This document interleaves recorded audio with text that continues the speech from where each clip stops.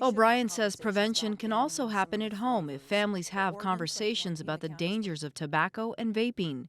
The county's also trying to get the word out through a campaign called The Real Deal on Vaping.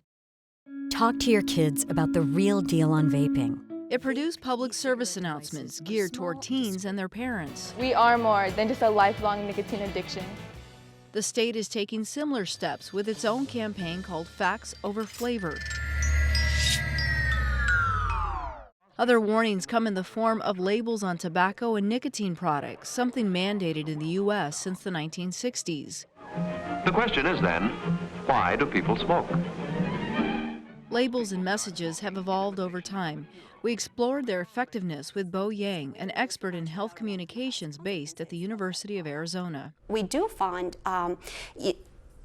people pay attention to those warning labels and they say, well, this information helped me better understand that e-cigarettes actually is addictive and e-cigarettes actually contain nicotine, which might harm my health. So I do think people pay attention to these warning messages while they are, at the same time exposed to messages probably promoting e-cigarettes.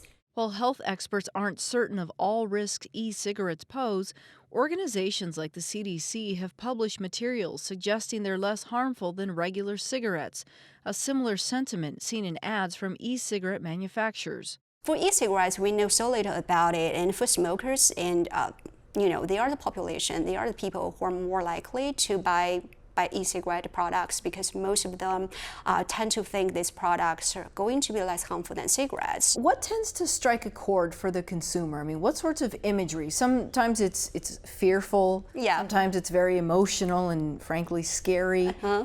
The messaging people are actually having conversations about how to best deliver their message of saying, please avoid this use. So recently, I did a really interesting research, actually, with some tobacco control experts, comparing graphic warning labels with text-only warning labels. And we do find graphic warning labels going to, make smokers more likely to quit smoking. So they reported higher intentions to quit smoking after they were exposed to their graphic warning labels.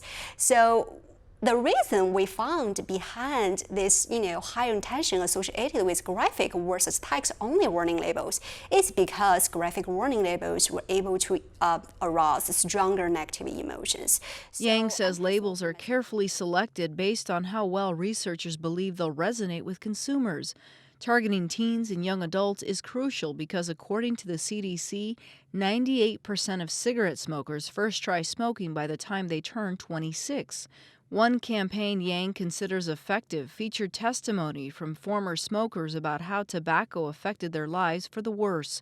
Yang was especially moved by Terry's story. The only voice my grandsons ever heard is this one. I did not only view the ad, but I also checked other people's comments on that ad, and I just found so many people were touched by that ad. Once you see it, you will never forget how terrible smoking is. Okay, Dr. Yang, thank you.